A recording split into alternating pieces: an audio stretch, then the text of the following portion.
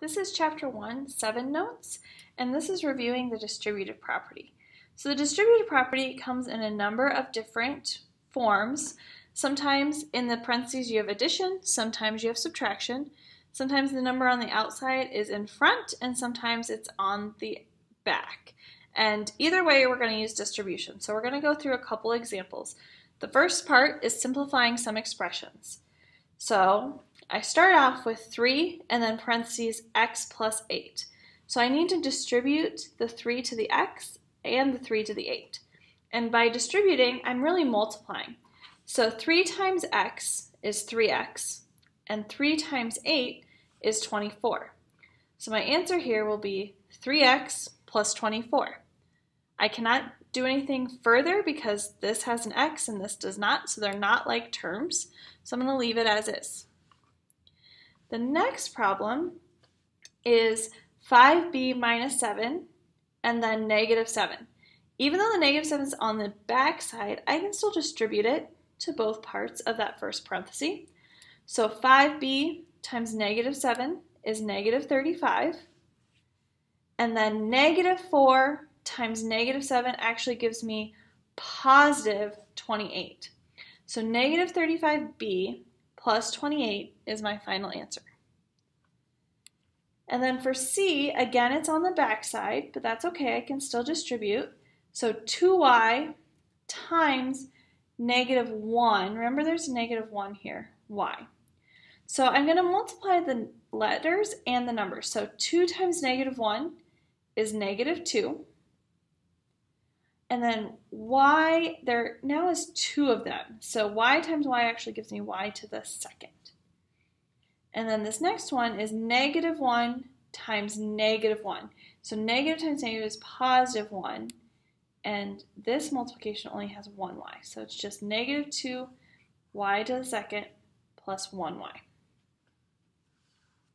Okay. So all of these next ones, you notice that they start out with fractions. So anytime you have fractions, it's the same thing as rewriting it as a distributive property.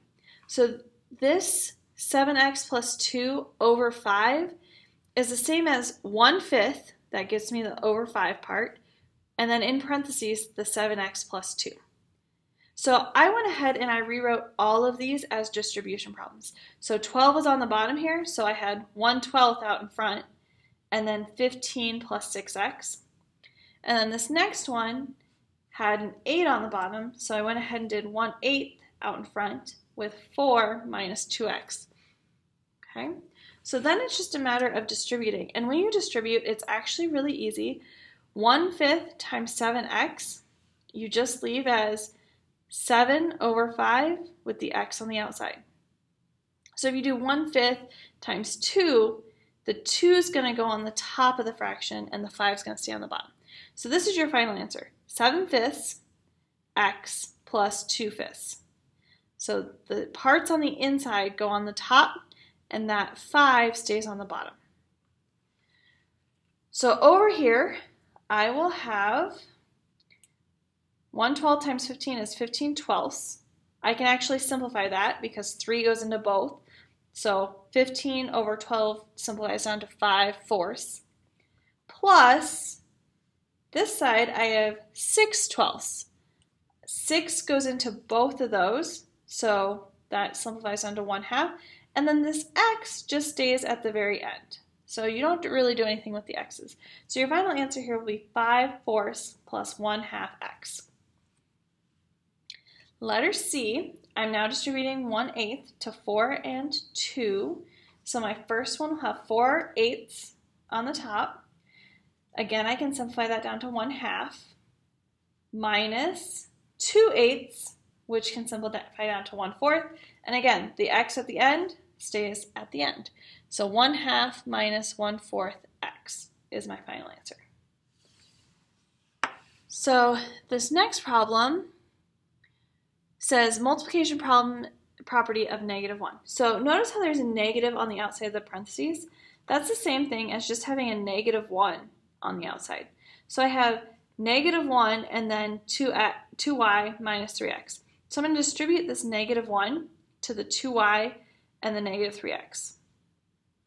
And that'll give me negative 2y plus 3x, because negative times negative gives me positive. And then on this side, I'm going to do the same thing with my negative 1 distributed in. Negative times a negative will give me positive x. Negative 1 times 31 will give me negative 1. You could also write this as x plus negative 31. These are identical. They're equivalent. They're the same. So now we're going to talk about some like terms. So we're going to go through some examples and figure out if they're going to be able to be combined as like terms or not. So if I had 7a and negative 3a, well, what are the variables? So what are the factors? So on this first one, I'm going to have a and a. So a for the 7, a for the negative 3. Are those the same? The answer is yes. Okay. For this next one, I have 6ab and negative 2a. Well, from the first term, I have a and b. From the second term, I just have an a. Are those identical? The answer is no, so they wouldn't be able to add together. The next set, 4x squared and 12x squared, both have x squareds, so those are the same. The next one has x, y to the second, and x to the second, y. They are not identical. On this one, it's y to the second. On this one, it's x to the second, so those would not be like terms. And this last one, this first part has an x. The second one doesn't have a letter at all, so there's none. And so, again, no. One has an x, one does not, so they would not be like terms. So this first problem, when you're simplifying like terms, you have to do that little check to make sure the variables are the same. So 8x squared plus 2x squared, x squared, that means I can combine them. So yes, that would mean 10x squared would be my simplified term, because 8 plus 2 gives me 10. And I keep that common factor the same. So this next one has a little bit more complicated. So I have to look through and figure out, well, what can I combine? So I have a 5x here and a negative 3x. So 5x minus 3x would give me 2x's, because those are the same. And then I have a negative 3 and a positive 4. Those don't have any letters. So because they are both none or no letters, I can combine them.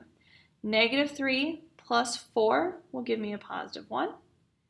And the only thing I have left is a positive 6y. It does not have any other y's to connect with, so I just rewrite it out, plus 6y.